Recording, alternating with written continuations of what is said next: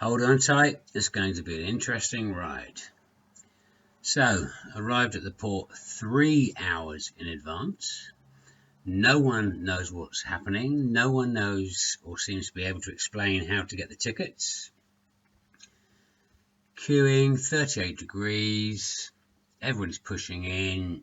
It is a nightmare. Finally get the tickets after quite some time and start rolling down to the next queue of many. Get within 50 feet of the boat. I can see the boat.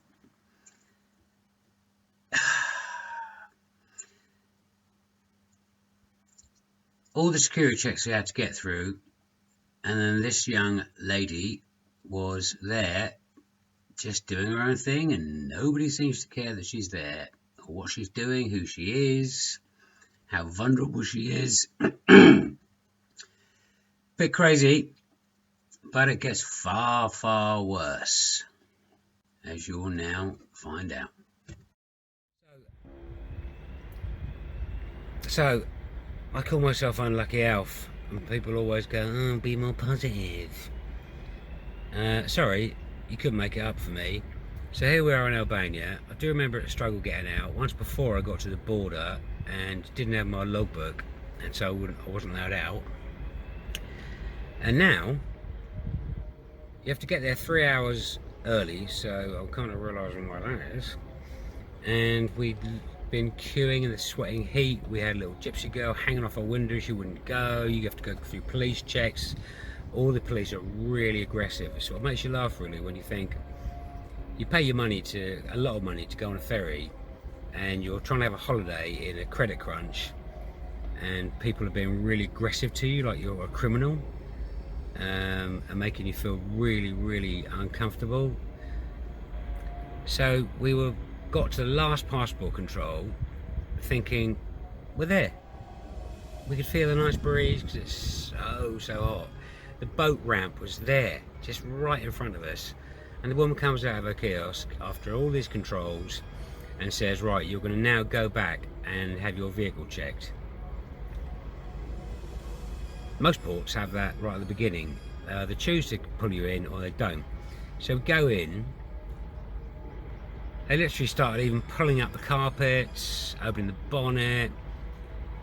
4 guys, you know, you feel really violated having 4 guys just sort of can't speak English. They're really aggressive, just pulling everything about and, you know, doing everything they want to do while you're just stood outside. I eventually got talking to 2 of them.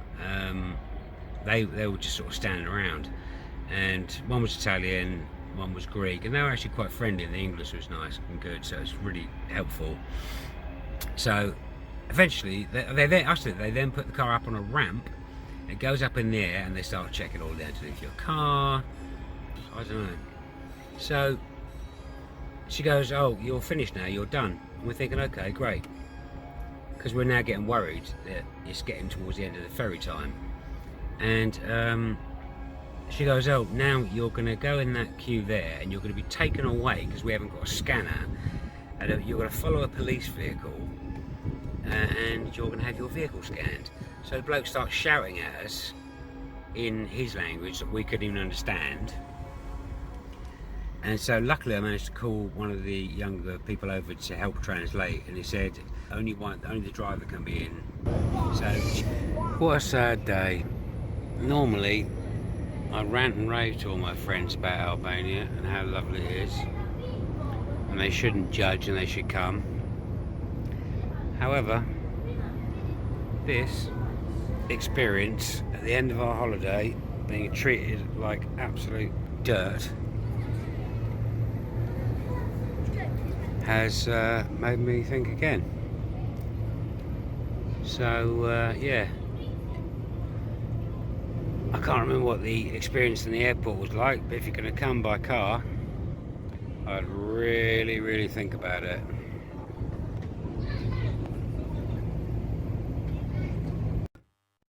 That was all a while back. I have calmed down now, and the people, the scenery in Albania are absolutely amazing. It's just, I guess, government policy, and that kind of just makes it not great as a tourist. And after a half an hour wait, the ramp finally comes up.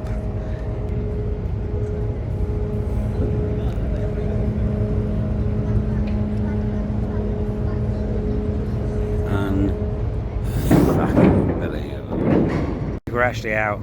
I kept having that horrible feeling, you know, like when you see a film and there's people on a plane and they think they've actually made it and they've made it to escape, and then somebody bursts through the doors and just sort of walks on going like, sorry, can you come out please?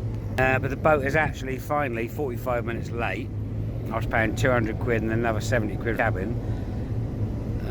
Managed to pull away, which means in theory we have escaped Albania. In the morning we should be waking up in Italia. Hey, we're going to Italia.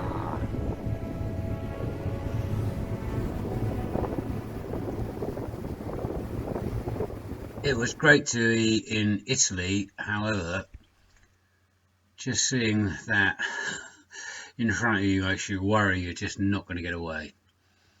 And someone is going to stop you for some reason. And it was okay. This part of Italy is quite dull to drive through. However, just getting away is great.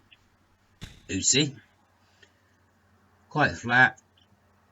As you look at the map over the eastern side of Italy, first see the sea. Some lovely buildings. Very dense vegetation. I'd like to walk through that. Coming down to see more sea, which you'll see there on the right side of the map, before going down to the last part of the hill and finally get into Messina. This is a very small ferry, about 20 minutes, half an hour across from Messina and Reggio di Calabria across to Sicily. That's looking over at Sicily. Very lovely. We'll line up. I can't wait to be over there. Nice, misty, hazy, very, very warm. And there's a girl that's got us down all this way. She's been fantastic and has done many trips since.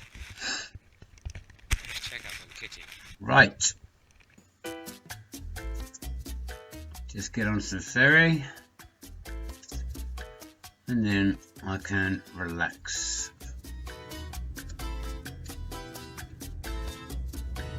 If you haven't been to Sicily, it's definitely worth going. There's so much to do, so many things to see. Italians can't understand Sicilians, but Sicilians can understand Italians. That's looking back at Italy, and they're looking over at Sicily. It's that close.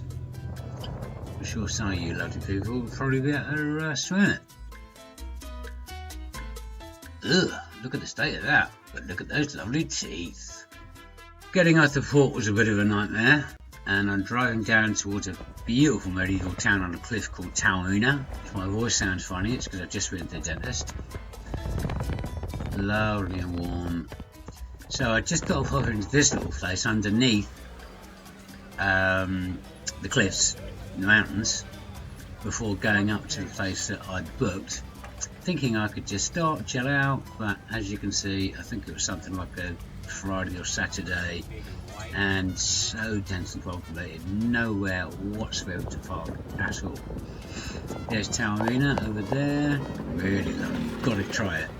Lovely shops, beautiful ice creams. The sat nav sent me through this little tunnel to get out, which was quite tricky, and then eventually going through really twisty mountain roads, having to make phone calls. It's pitch black, going almost to the top of the mountain, then only come back.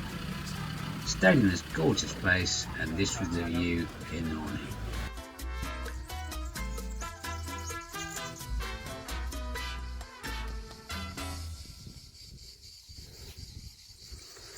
So that is the mountain and the little road that runs up the mountain, which is, as you can see down there, twisty and turny all the way.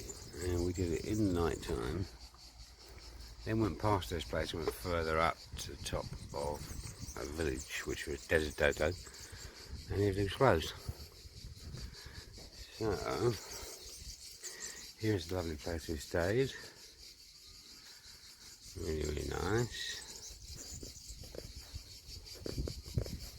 Lovely Polish lady has it.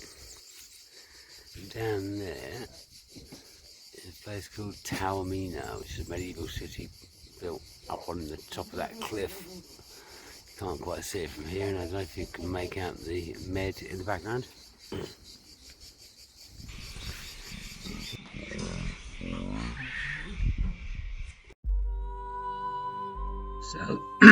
So I leave that lovely place, start heading down the mountain, across the sea. I have to go through some small towns which are quite fun to get through, but it was still a really nice drive. Heading for Syracusa, or some people Syracuse. Very historical, very lovely. The next part will show you the Temple of Apollo, built in the 6th century before Christ, and those remains still there.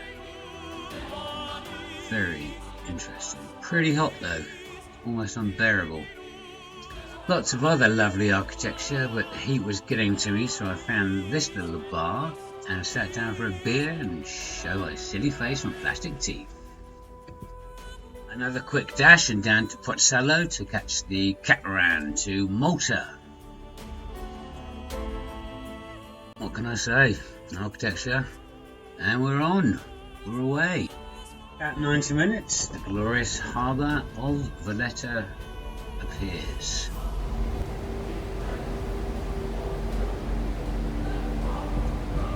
It's been a long day. I do really want to relax. People say they love it, people say they hate it, people call it a huge building site.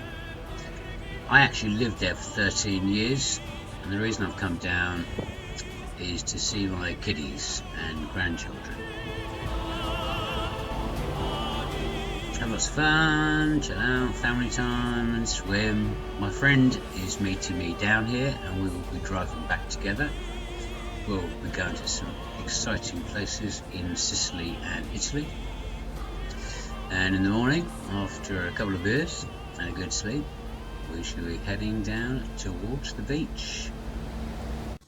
If you're familiar, you'll recognise this as Maliha Bay, biggest beach on the island. Coming away from that, come up to the top of the river, turn right, and you will go down the tail of Malta, because it's shaped like a fish, heading down towards Reis Lido. Over there is the island of Camino, which is in the middle, and you can do boat trips too. And beyond that is the island of Gozo, which is definitely worth a visit because it's smaller, a bit more relaxed, a bit more oldie worldy, less traffic, less people, less hustle, less bustle. I like it. There's my kiddies and grandkids in front, and we reach Reis Lido. Granddad is going to do granddad duties. And that pretty much draws to an end, I'm afraid. Until the next episode. Come along, please.